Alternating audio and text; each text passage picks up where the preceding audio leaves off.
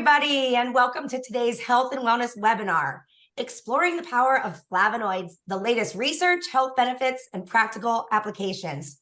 We want to thank our partners at the U.S. Highbush Blueberry Council and are delighted today to have two amazing speakers, Aedin Cassidy and Masha Davis. My name is Katie Calagaro. I'm the Director of Marketing and Communications for Have a Plant Programming here at the Foundation for Fresh Produce, and I'm going to be your moderator for today. So, most of you are probably aware of the Have a Plant movement in our programs, but for those who aren't, we are 100% dedicated to helping people live happier, healthy lives by eating and enjoying more fruits and vegetables every single day. Have a Plant programming is now part of the International Fresh Produce Association's Foundation for Fresh Produce, and together we are forging alliances, increasing access, and boosting appeal to increase fruit and vegetable consumption for a healthier world. The Have a Plant movement leverages insights from behavioral science, and it's a way to tap into the emotional connections that people have when they eat and enjoy food and their association with wellness. This movement has reached billions of consumers since we launched in 2019, and it's really meant for you all to help rally around this mission and the work you're doing in helping to educate consumers about the importance of having a plant every time you eat.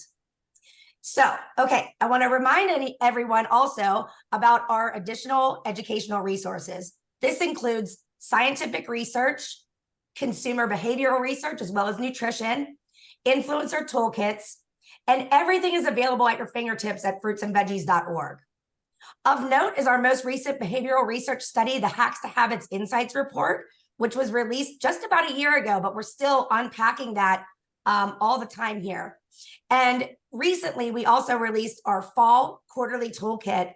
And here, you'll find research tidbits, expert quotes, turnkey social media posts, in-store activation ideas for those working in retail, as well as culinary tips for how to put more produce on menus across America, all to ensure that we're speaking from the same language with unified messaging as we work together to help consumers eat and enjoy more fruits and vegetables every single day for health and happiness. All right, so let's dig into this. All right, before we start, a couple of housekeeping notes.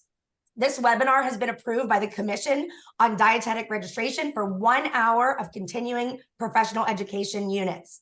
And guess what? You guys sit back, relax, take it all in, and all of this great information today is going to be shared with you after the webinar.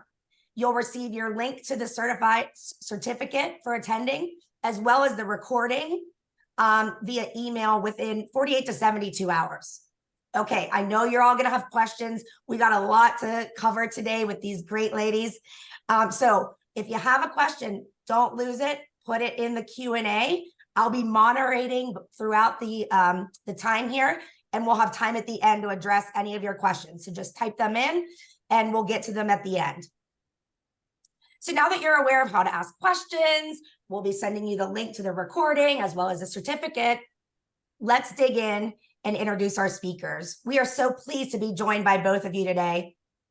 First, I'd like to introduce Aedin Cassidy, an expert in flavonoids and chair in nutrition and preventative medicine at Queen's University, Belfast, Ireland. Thanks for joining us today. I know it's late for you. Next, I'd like to introduce Masha Davis, a nationally recognized registered dietitian, nutritionist, humanitarian, and founder of Nomadista Nutrition, a private nutrition practice based in LA. She's also the author of the book, Eat Your Vitamins, which is available online and in bookstores nationwide. So today, what are we going to cover? We're going to talk about the importance of bioactive compounds, including flavonoids and anthocyanins for optimal health.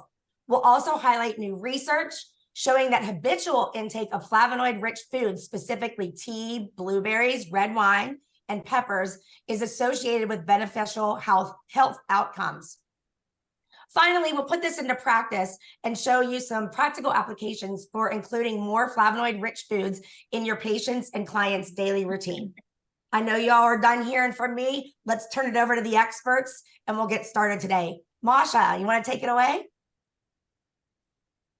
Absolutely. Welcome, everyone. Thank you so much for having me. So here's our agenda for today. First, we'll talk about the importance of bioactives and the overview of the new flavanol 3 guidelines. We'll talk about the flavonoid gap, the different types of flavonoid-rich foods, the state of the research of flavonoids and health.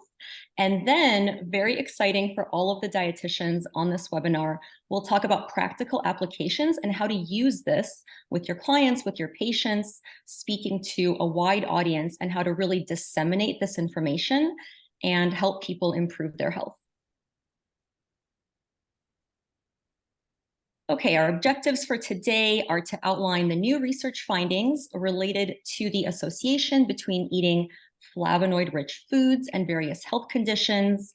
We'll talk about the latest nutrition data and health benefits, and then the new strategies to incorporate all of these foods, such as blueberries and many, many others that we'll go over, into menus and eating plans. Here are our disclosures. Okay, so like I mentioned, we'll be discussing the importance of bioactives. And before we get into that, let's first go through some definitions. So the National Institute of Health defines bioactives as constituents in foods other than those needed to meet basic human nutritional needs, yet which are responsible for positive changes in health status. So there are a few different types of bioactive compounds that we'll discuss throughout today's webinar. We'll be talking about flavonoids, flavonols, and anthocyanins. So let's begin with flavonoids. These are biologically active compounds that are found in plants that have been associated with a decreased risk of some age-related and chronic diseases in humans. Now, these are found in many different foods that we already consume and love, such as tea, citrus fruit juices, berries, whole citrus fruits, wine, and apples. Now, the flavonols are a subgroup of flavonoids, or healthy plant compounds. And again, these are also found in tea, apples, berries, cocoa, and red wine. These are the most widely consumed secondary plant metabolites within the entire flavonoid family. And these are considered non-essential dietary bioactive compounds, meaning that they contain no or very few calories, and they're not considered vitamins or minerals. So this is a really unique and different category than what many of us are used to or previously studied. Now let's talk about anthocyanins. So these are the group of deep red, purple, and blue pigments that are found in plants. These are also considered a subgroup of the flavonoids. So some examples of foods where you can find these are red and purple grapes, red wine, cranberries, blueberries, strawberries, blackberries, all of those delicious berries and many different fruits. So in this webinar, we're going to take a closer look and a deep dive into flavonoids. But before we do that, I'd like to spend some time talking about the brand new food-based intake recommendations for dietary flavonols, since it adds to the growing body of evidence demonstrating the importance of these bioactive compounds for overall and optimal health. Let's go to the next slide, please. Okay, so this is so exciting for us as a profession. Last year, the Academy of Nutrition and Dietetics published its first ever dietary bioactive guidelines and intake recommendations for flavonols. The new guidelines suggest that between 400 milligrams to 600 milligrams per day from foods may reduce the risks associated with cardiovascular disease and diabetes. So why are these guidelines so important and so unique? Well, these are the very first intake-based recommendations for non-essential nutrients. So that means that this is a food-based guideline that's not based on deficiencies, but rather the improvement in overall health outcomes. So these guidelines enable scientists to formulate diets that not only meet an individual's basic nutrient needs, but also those that promote longevity, healthy aging, and prevention of chronic disease. So this is really, really exciting for us as RDs, and I'm thrilled to have these recommendations.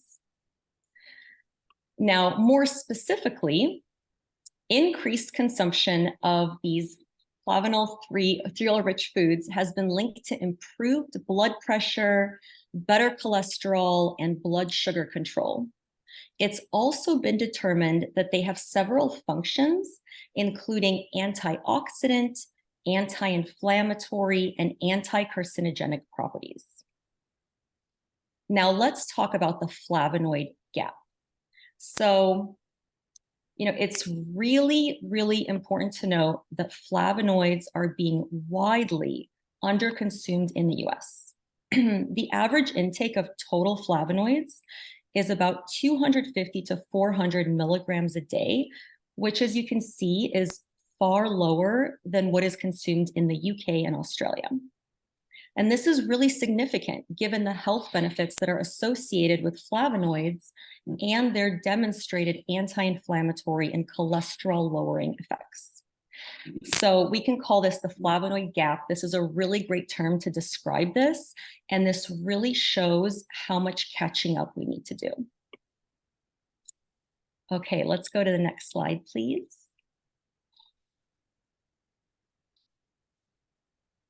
So again, let's go over where we can find these flavonoid-rich foods. Now, nearly all plant-based foods contain flavonoids. However, some contain uniquely high concentrations of flavonoids. And these foods include tea, apples, berries, citrus fruits, dark chocolate, and red wine. So hopefully this is great news to everyone here, because as RDs and health professionals, and many of us are foodies, a lot of these foods are our favorites and ones that we not only recommend, but love to eat ourselves. So for me, when I saw this research, I went out and bought some dark chocolate and berries, and I've been enjoying even more of those than usual. All right, next slide, please. So let's take a closer look at one of the flavonoid-rich foods, which are blueberries.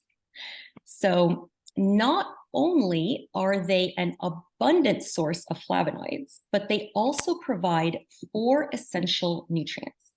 So they're a good source of fiber. Of course, we all know that this is something that almost all of our patients, our clients, the general public really, really needs more of. Fiber helps keep us fuller for longer, helps with stabilizing blood sugar levels, really important for satiety. They're also a good source of vitamin C, which is very important for immunity, skin health, lots of other functions. They're also an excellent source of vitamin K, which helps with blood clotting and bone metabolism. And what a lot of people don't realize is that they are an excellent source of manganese, which is important for bone health. And fun fact, an added bonus, blueberries contain virtually no fat. Let's go to the next slide, please. Okay, so blueberries may really contribute to a lot of different beneficial health outcomes. So let's get into the heart of our discussion and talk about the role that blueberries play in 5 key pillars of research. So due to their multiple health benefits, they have been extensively researched as beneficial for good health in these 5 key areas: cardiovascular health, brain health, healthy living, insulin response, and gut health. One of the really, really hot topics. So today we're going to focus on research that illustrates how blueberries can contribute to beneficial health outcomes across all of these areas. So I'm now going to hand it over to Dr. Cassidy to take a deeper dive into the incredible work that she has been doing on blueberries and improved health outcomes, including some exciting new research on the benefits of eating more flavonoid-rich foods like blueberries. Thank you, Masha, and thank you for the introduction to flavonoids and plant bioactives.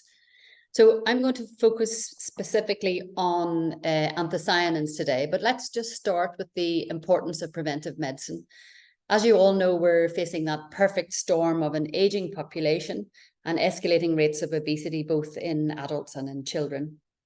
And globally, we know that life expectancy is rising, but of course, it's not always a healthy old age, and many are living with disabilities.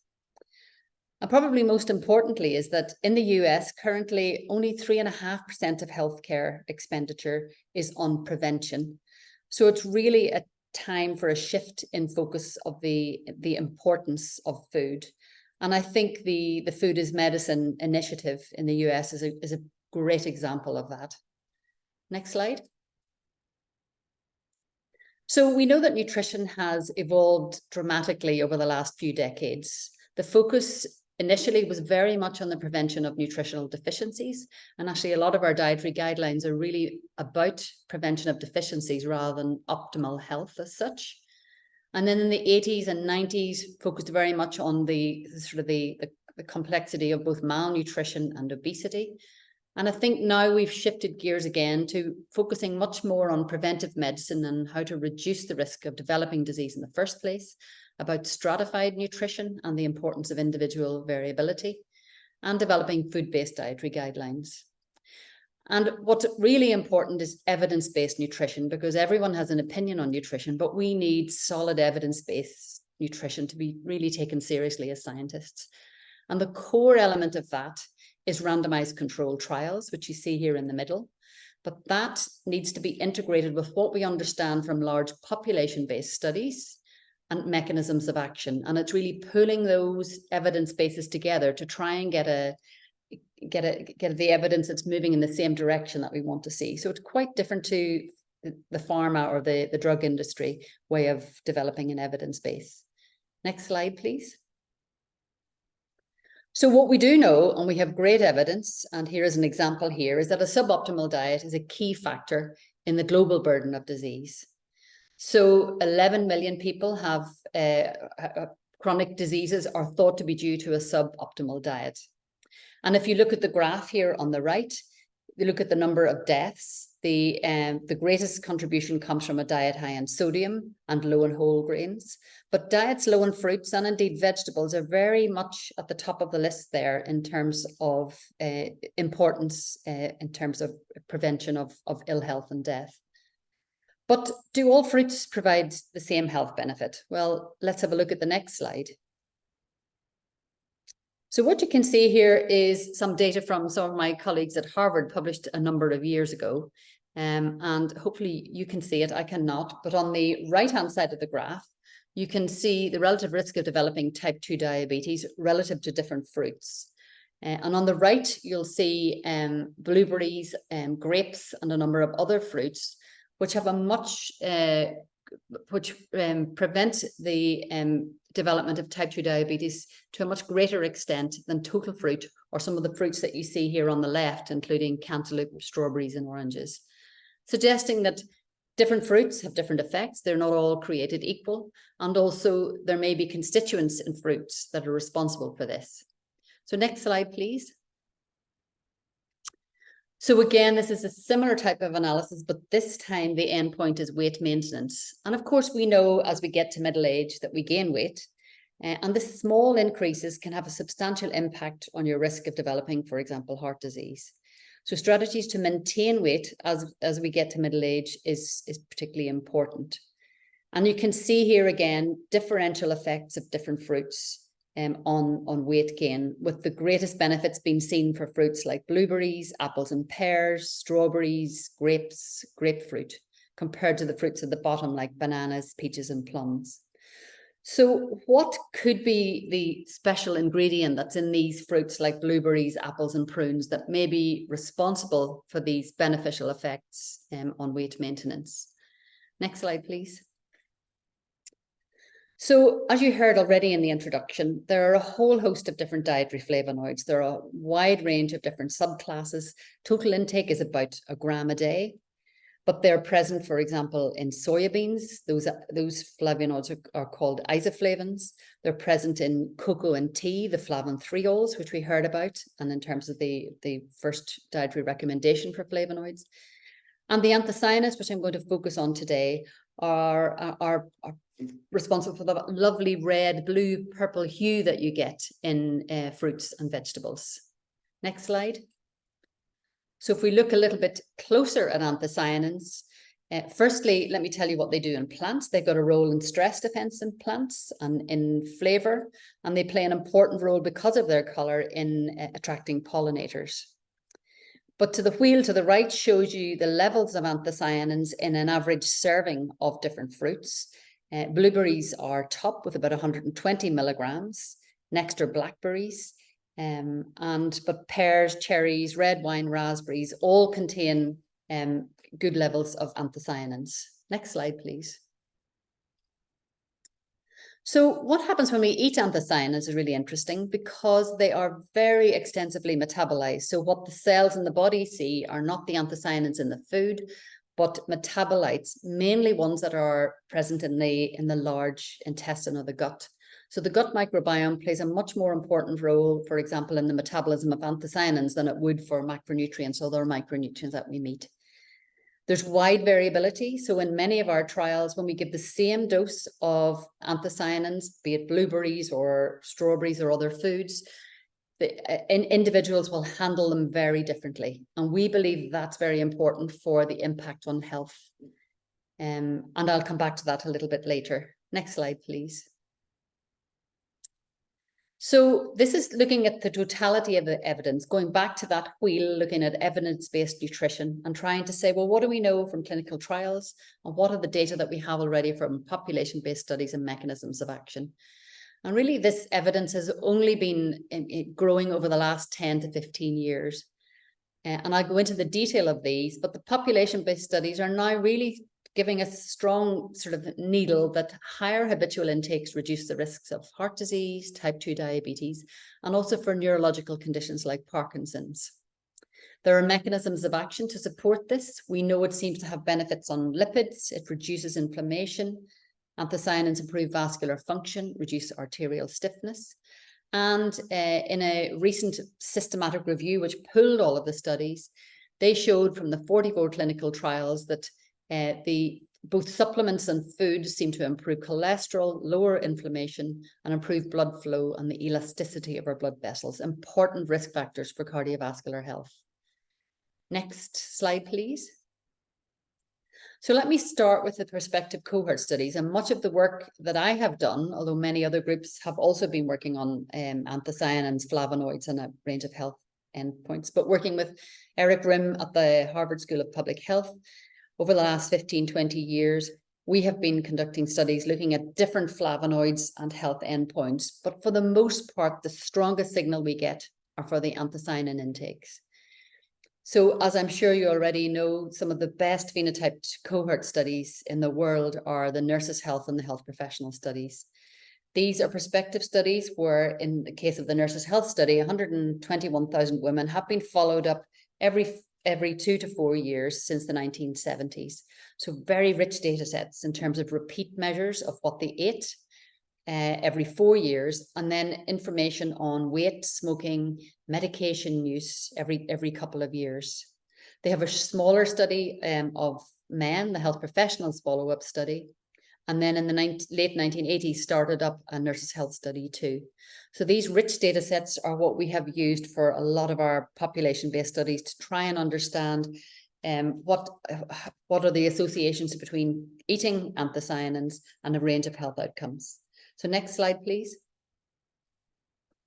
So here is a summary slide of some of the work that we have done, but we have shown when you compare people who are in the top quintile, that's the top 20% habitual intake compared to those in the bottom quintile, you can reduce your relative risk of hypertension by 8%, type 2 diabetes by 15%, heart disease by 32% by consuming higher levels of these compounds in the habitual diet. We have seen much stronger benefits in women than men in these cohorts. And for weight maintenance, we looked over a 4-year period, and men gained 2.5 pounds, women a little more. We showed that those that consumed higher anthocyanin intakes had maintained their weight much better. So small increases in intake, very achievable through the diet, could have substantial impact on weight maintenance at a population level. We have a twin cohort in the UK, and we then looked at twins who were discordant for anthocyanin intake. And we had DEXA scans, and we were able to show that the twin with the higher intake had a lower fat mass in these discordant twin pairs, again, suggesting a mechanism for the effect. Next slide, please.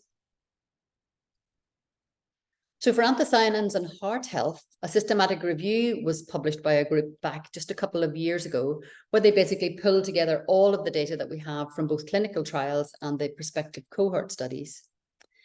The 13 prospective cohort studies that have been conducted today, when pooled, show that you can reduce the risk of having a heart attack and dying of heart disease by eating more anthocyanins in the diet. And for the 44 clinical trials, there were clinically relevant changes in lipids, both LDL, HDL cholesterol, and triglycerides, decreases in some anti-inflammatory measures. But interestingly, in this of these 44 trials, they found no effect on blood pressure, on FMD, or on BMI. Dose seemed to be important for the LDL cholesterol lowering effect, with a dose of 200 milligrams per day needed for that. And a serving of blueberries is about 120 milligrams of these compounds. Next slide, please. So we conducted a study funded by the UK government and the US HBC Blueberry Council, where we took people who had metabolic syndrome. So these are people who are on the trajectory to type 2 diabetes. They are overweight and they are at high risk of developing type 2 diabetes. And it was 115 participants with a 6-month intervention, one of the longest interventions to date. We showed that a cup of blueberries a day, that contains about 120, 150 milligrams of anthocyanins, resulted in a sustained improvement in blood flow. And the arteries were more flexible, using the gold standard measures for these. And we showed an increase in HDL cholesterol.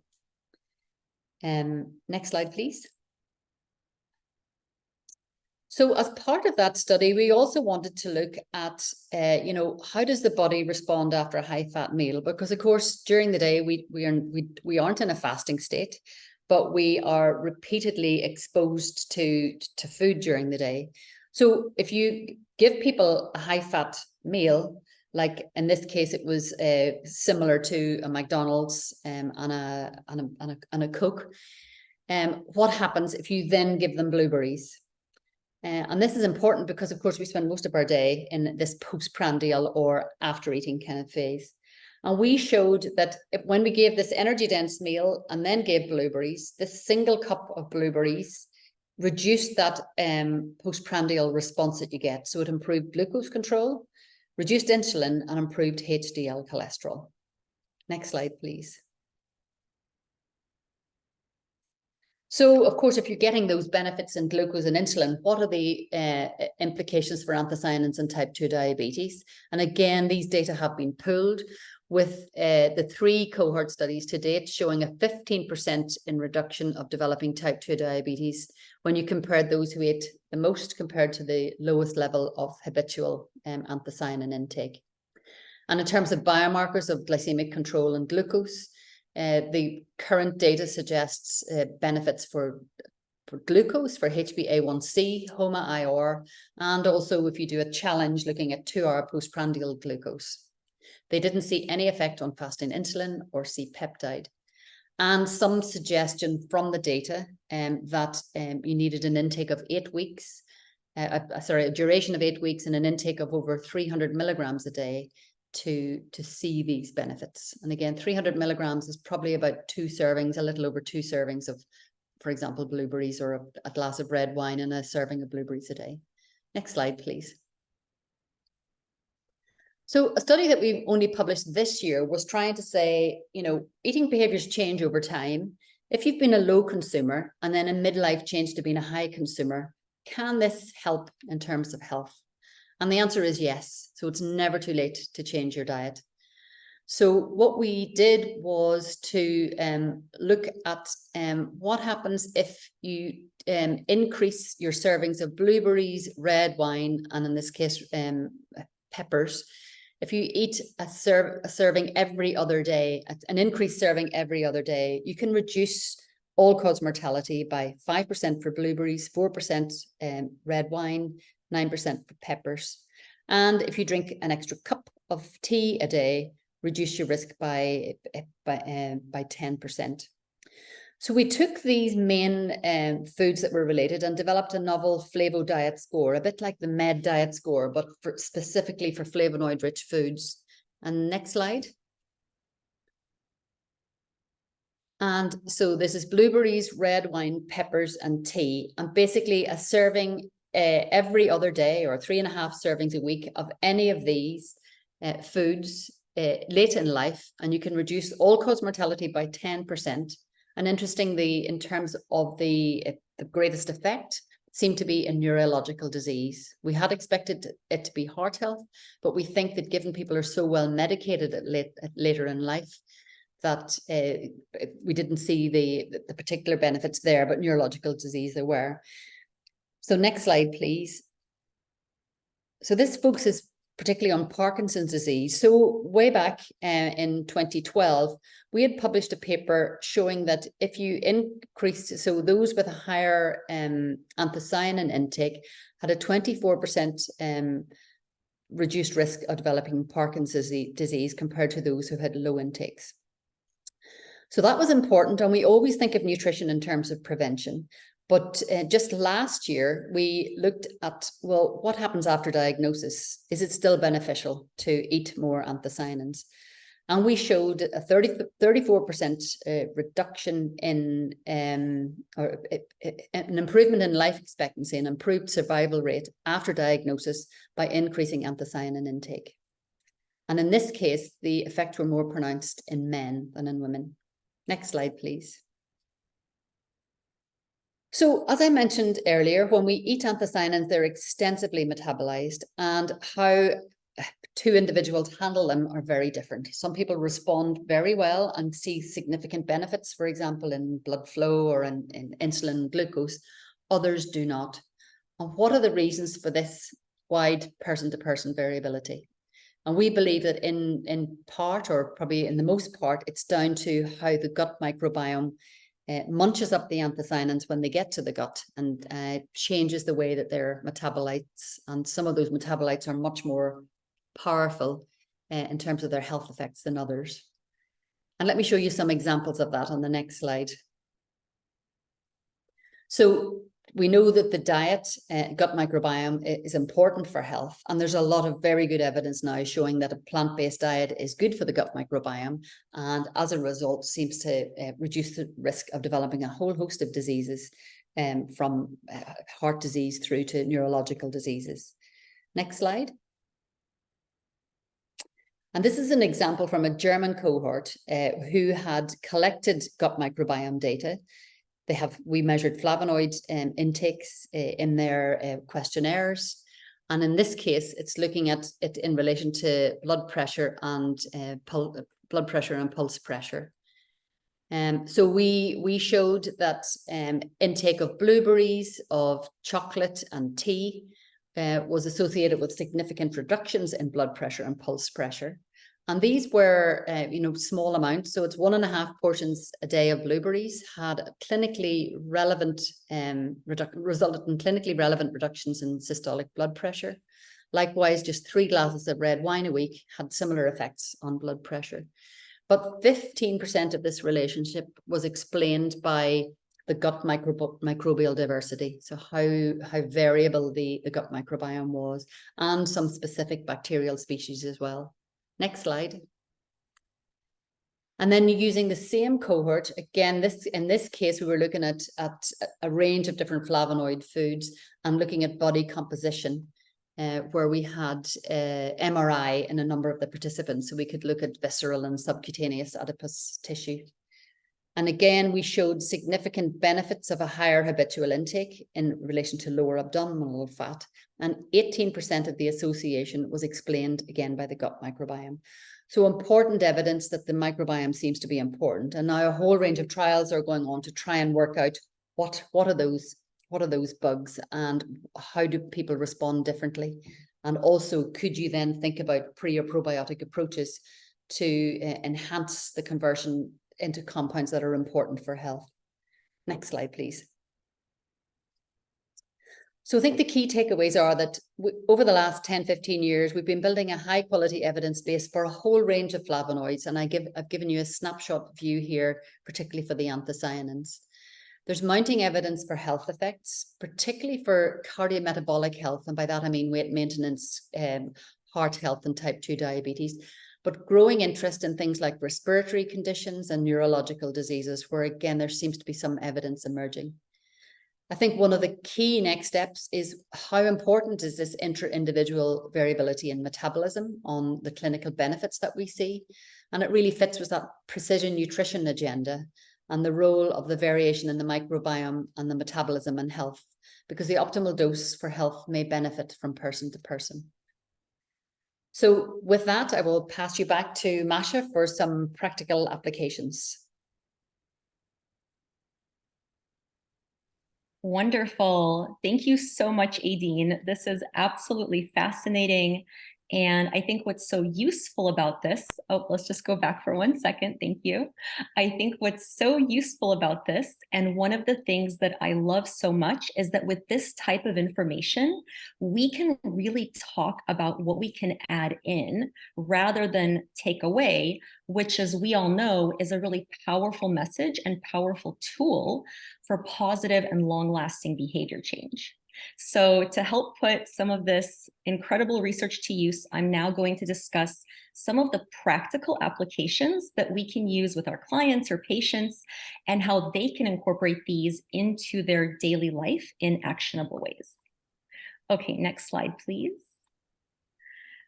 So let's talk about the fruit and veggie gap. This is likely not new news to you all, but it's important to call out the fruit and vegetable gap in the US, where 9 out of 10 Americans are not eating enough fruits and vegetables.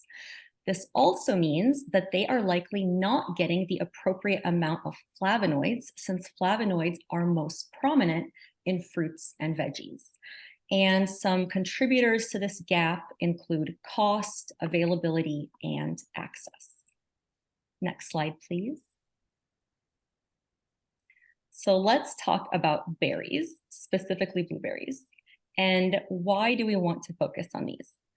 Blueberries can be a simple, delicious, and really convenient way to get flavonoids because they're uniquely high in anthocyanins, which, as we mentioned earlier, is a subgroup of flavonoids and is responsible for that beautiful bright blue hue that blueberries have. So we'll go into a little more detail on anthocyanins on the next slide, but at 100 grams, which is roughly half a cup of blueberries, that's the standard serving, one person can get 163 milligrams of anthocyanins, which is relatively higher compared to some of the other berries and much higher than some of the other commonly consumed fruits. Let's go to the next slide, please. So let's talk about the importance of anthocyanins. Why is intake of anthocyanins so important? Well, we already heard from Aedin about her fascinating research on this topic, but this bioactive compound is associated with a huge number of health benefits, such as improved heart health, improved brain health. Anthocyanins are also abundant in antioxidants, which are important in relieving potential damage to cells and therefore decreasing the risk of certain diseases and reducing inflammation. Some research has also found that anthocyanins help to strengthen the immune system and may reduce the risk of heart disease by reducing blood lipids and reducing inflammation. This is based on a study from Frontiers in Nutrition published in 2021. Let's go to the next slide, please. Okay, so let's talk about some really interesting recommendations, the Nordic nutrition recommendations. So these are highlighting that a lot of different berries, fruits are incredibly beneficial. So these are considered to be the most comprehensive scientific basis in the world for how we should eat well for the benefit of the planet and our health. What's really interesting here is that they differentiate berries separately from the broader fruit and vegetable categories, stating that berries such as blueberries, strawberries, blackberries, and cranberries stand out with a particularly high content of phytochemicals such as flavonoids, oligotannins, and phenolic acids. Let's go to the next slide, please.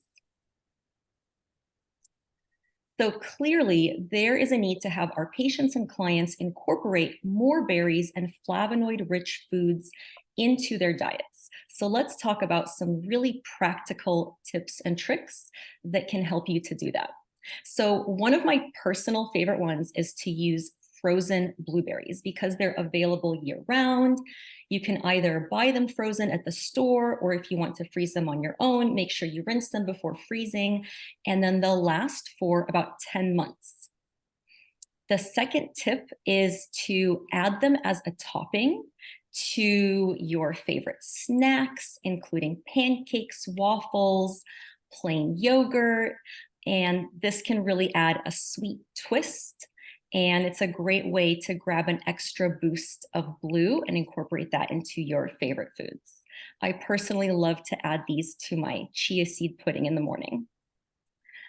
Another really great suggestion is to make salad dressing with pureed blueberries. So this is a great way to reap the nutrition benefits in a new and innovative way without having to add sweeteners like sugar or honey, which are common in so many different dressings. So this is a really great swap.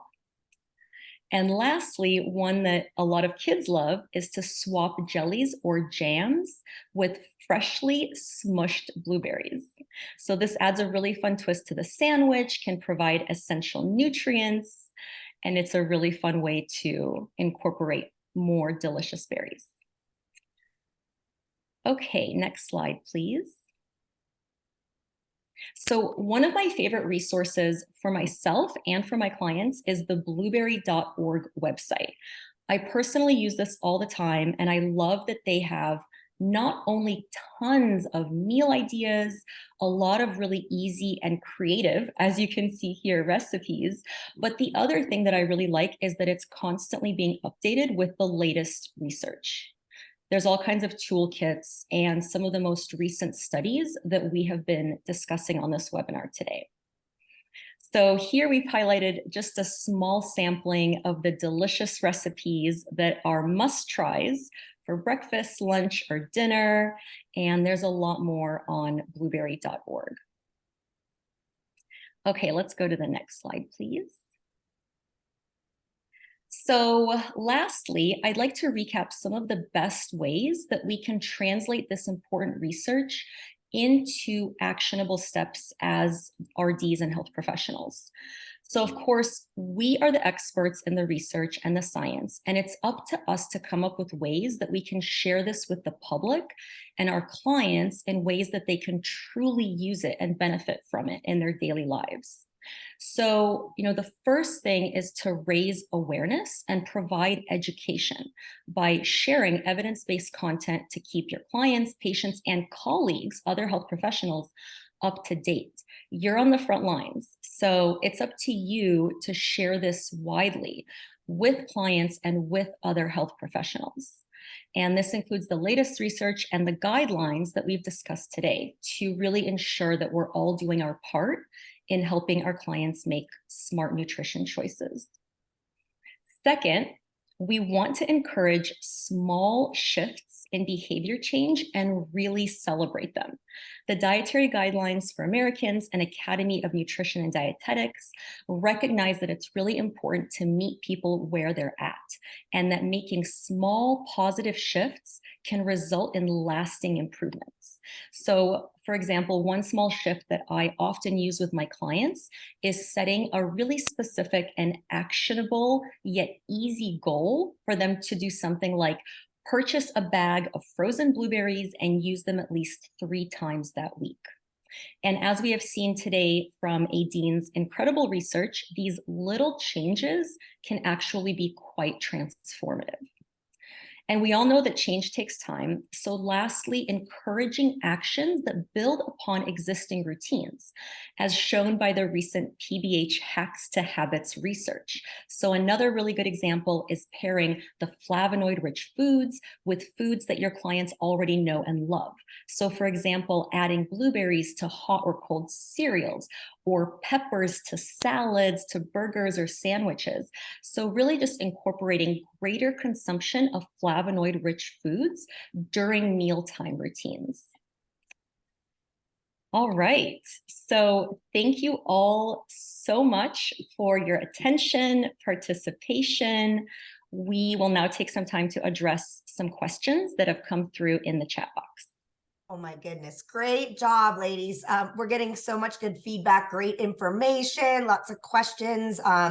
So we have a couple of types of questions. We got a couple for Aedin about the study that I think we can kind of tick through maybe pretty quick, or we can provide some links in the chat. And then we have a couple like behavioral, cultural questions that I think are really fun that could lead to a pretty good discussion for you, Masha. So a couple of people asked what type of tea, Aedin. So I thought I saw like green and black tea, and I know there's. Go ahead. Yeah. So the highest flavonoid levels are in green and black tea, absolutely, and that's where most of the trials have been done to date. Okay, great. Thank you. Thanks for that. Are anthocyanins prebiotics? Ooh, I don't know that, but if you think about what they do in the gut in terms of munching up, and metabolizing things, perhaps, but I don't know if we have evidence for sure about that. Okay. Another question was about blackberries and raspberries, and aren't they equally as high? And then we saw you address it on a slide, and I think Masha addressed it too, but just to reiterate. Yep, they are also very high. Now the anthocyanins are in the skin, so you're going to get a lot more in small berries than you are in big berries, which is why there are differences, for example, between blueberries and strawberries. But of course, strawberries may well be are a good source too. So they all have plenty of anthocyanins in them, but the skin is where most of the anthocyanins are. Got it. No, that explains it. Thank you. What type of blueberries were used in the study? So in the study that we did, it was 115 volunteers over 6 months, but actually that study took about 4 years to do, because you can't do 115 participants at one time. So there's a kind of a gradual process. So for that we had, and for many of the clinical trials that are long-term, you use freeze-dried blueberries, because then that means that you can take the same batch of blueberries, you can freeze dry them, and then every volunteer gets the same blueberries. Because of course, if you go to the store and buy we call them punnets here, a pack of blueberries, the levels will vary depending on how they were grown and how they were stored. So for trials, it's very important to get the source. But but freeze-dried blueberries were what we used in the study. So we had the same blueberries throughout. Overall, for both of you, I mean, I'm getting questions, we're inclusive here. So you mentioned frozen and fresh. And so when it comes to, is frozen wild berries better than regular blueberries? I want to hear what y'all think, but I think we would just want to say, like, just eat the blueberries. Right? But any thoughts there? Absolutely. Absolutely. Yeah. Just eat the berries, eat the fruits and veggies. I mean, I think that's the that's the biggest takeaway message, right? Like we all know that there is this huge fruit and veggie gap. There's this flavonoid gap, and the way to get it up is just to eat more fruits and veggies. Conventional are wonderful. Whatever you can access, that's the message. Just eat more of it. Very good. Very good. I want to get to these other couple of questions. Thank you for that. So just talking about how we address increasing flavonoids. Let's do this other one overall. First of all, how do we help consumers eat more flavonoid-rich foods when flavonoids aren't necessarily on a nutrition label? So any specific resources to point to there? Yeah, I mean, I think if I start on that one, I think what is really emerging now is that, we know that people need to eat more fruits and vegetables, but there seem to be specific benefits that you get from flavonoid-rich foods. And I think it's getting the papers out in terms of, promotion and people really understanding that there may be specific benefits. So for example, our paper this year was really pulling out tea, red wine, blueberries, red peppers seem to be beneficial. And so I think it's more information there that, not all fruit and vegetables are the same, and some may be more beneficial than others for particular health endpoints. Mm-hmm. Yeah, and just to build on that, with this new bioactive dietary guideline that came out last year, it is our role and responsibility as dietitians to disseminate that new guideline. Most consumers are not aware of it. So this is incredibly exciting. It's a huge opportunity. So it's up to us to be sharing that new recommendation. Mm-hmm.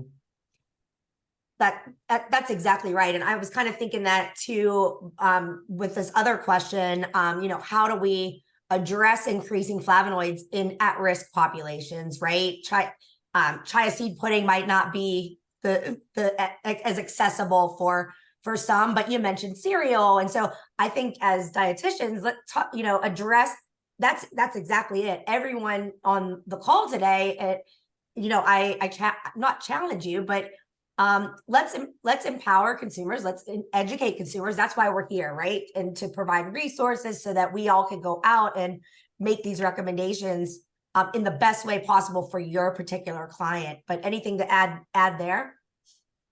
Yeah, and I saw that question. That's a really great point. We want this to be as inclusive and accessible as possible. So I agree, chia seed pudding can be foreign to certain populations or just not part of their routine. The easiest way to increase something like berries, in my opinion, is just to put them on top of cereal, put them on top of oatmeal, eat them as a snack, eat them as a dessert. You can have them as a dessert, after every single meal if you want. So just making it as easy and accessible as possible. And I think that's totally feasible to do.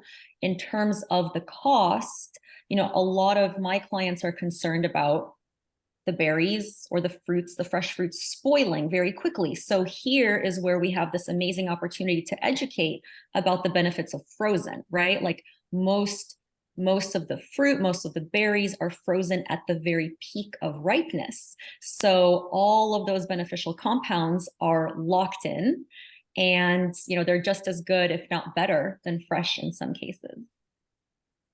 Thank you. One burning question: supplements. I'll just leave it at that. I mean, if I take that, I think, what you would really need is to have the evidence base for supplements to mirror what we see for foods. So all of the epidemiological studies that we've done, that's all based on food intake, showing reductions in risk for heart disease, Parkinson's, not for supplements. And for most of the trials, they are done on food. There've been a few supplement trials, but not enough to be able to really know if they're working the same in the same way at all. So we've known in nutrition for many years that you don't necessarily get the same benefit if you pull a micronutrient out of a fruit or vegetable. So I think the focus really is on food-based dietary guidelines and advice. Yeah, I would love to add to that, because my entire book is entirely based on that. Eat your vitamins, and it's all about getting your vitamins and nutrients and bioactive compounds from whole food sources rather than supplements.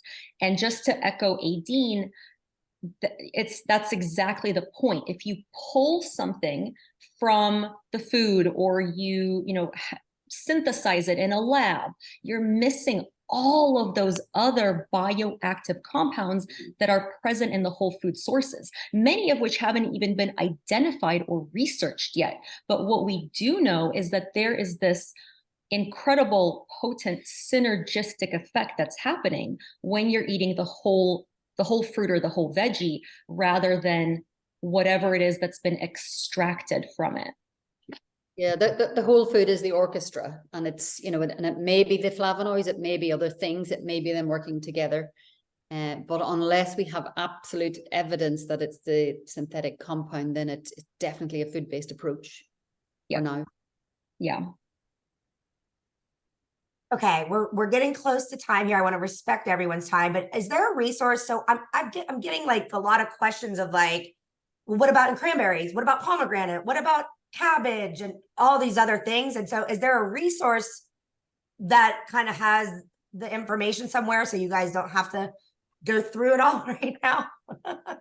Well, I mean, there's a USDA database of anthocyanins. So, every food has been measured for levels depending on cooking and things like that.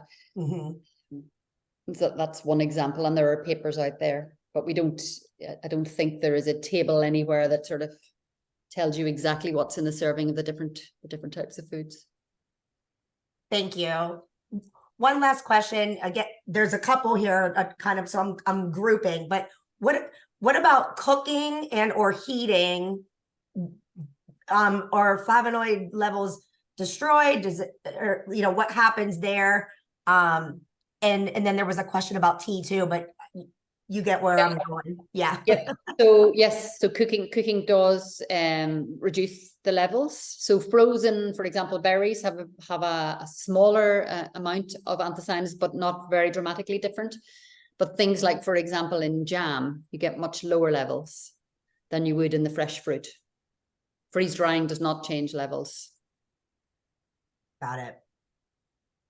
Okay. Anything else that you guys want to address? This is great, and everyone's just raving about the discussion, so I appreciate you guys here today. Any final thoughts? Eat the berries. Eat the fruit, berries, eat the fruits. eat all the fruits, eat all the veggies. That's right. Well, thanks to both of you. As we wrap up here, I just want to remind you of the resources available that I talked about at the beginning at fruitsandveggies.org. And just a reminder, we have a few more days of September left for National Fruits and Veggies Month. So share all of the great foods that you're preparing at home or in restaurants, and enjoying every time you eat. Have a plant is the theme for this year. So not too late to jump on that train for these last few days and start planning for 2024 today. All right. So this webinar, for those who came late, is available at fruitsandveggies.org under educational resources and /webinars, as well as a whole library of webinars that are available at your fingertips for free continuing education credits. There is also another webinar, guys, that Dr. Taylor Wallace presented back in January that's on there that unpacks the study that Aedin talked about today. So he goes into even more. So there's a lot of resources on there. Check it out. If you have some time, all of those resources are available for you for free. And lastly, again, I just want to thank our presenters for this great presentation. There's so much chatter going on here. And so I think there's more that we can discover together. I hope you found these insights helpful today, and you can put them into action into helping your clients eat more fruits and vegetables every single day for happier health and happiness. And so have a wonderful day. Thank you for joining us. And I hope you find many occasions to have a plant. Thank you to our speakers and to you as Highbush Blueberry for this powerful discussion today. Thanks.